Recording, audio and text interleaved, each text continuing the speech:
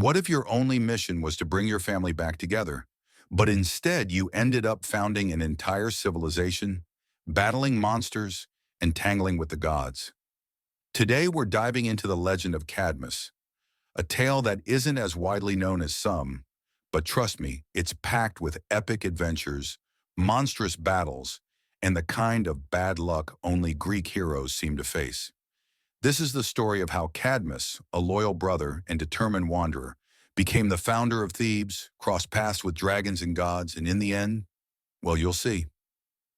Let's go back to the beginning. Our story starts with the abduction of Europa, Cadmus's sister. She was a Phoenician princess, a daughter of King Agenor, and as beautiful as dawn. But Europa caught the eye of Zeus, who fell for her in a way that only Zeus could, by transforming himself into a bull. One day, Europa was picking flowers when she saw this strange, majestic bull, who gently nudged her, inviting her to climb on its back. She did, and before she knew it, she was whisked away across the sea, far from her homeland, never to be seen by her family again. So, here's Cadmus, the loyal big brother, devastated by his sister's disappearance. His father, King Agenor, was even more devastated, and he ordered Cadmus to set out and find Europa, telling him, "Don't come back until you do." No pressure, right? Cadmus searched high and low, from bustling towns to desolate forests, asking anyone he met if they had seen a woman carried away by a bull. Time passed and the hope of finding Europa began to fade. Eventually, Cadmus realized the gods were involved, and that his search might be in vain. But he couldn't go home empty-handed. So like any Greek hero who's lost and desperate, Cadmus went to consult the oracle at Delphi. The oracle's advice? Forget your sister. Follow the first cow you see, and wherever it lies down, that's where you should build a new city. A cow? Really? But Cadmus didn't have a better plan, so he trusted the oracle and set off. Soon enough, he spotted a cow, and with a sigh of resignation, started following it.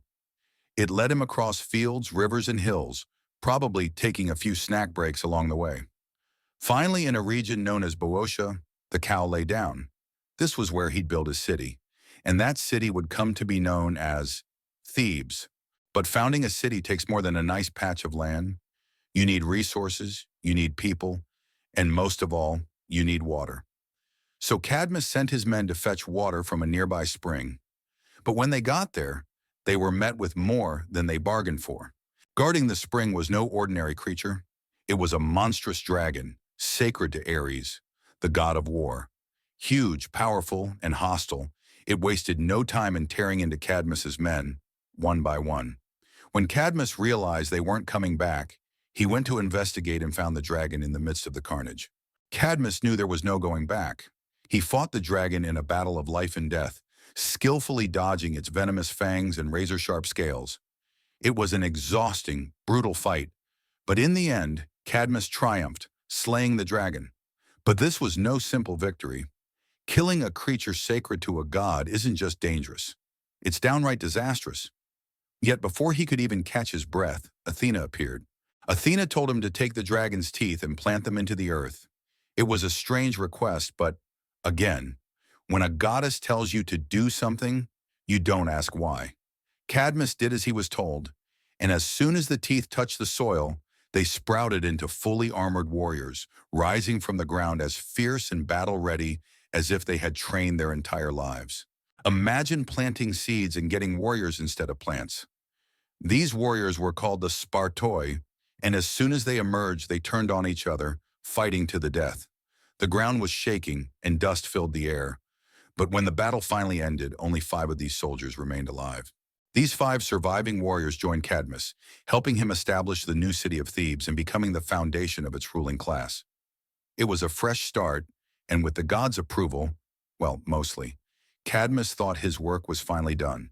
Cadmus married Harmonia, daughter of Ares and Aphrodite, and their wedding was graced by the gods themselves, showering them with gifts. It seemed like a fairy tale ending, yet Greek myths rarely end happily.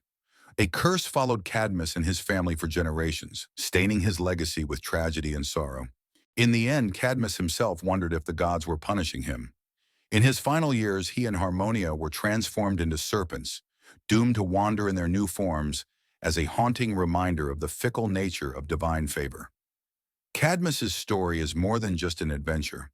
It's a lesson in how the Greeks viewed fate, sacrifice, and the unyielding grip of the gods over mortals.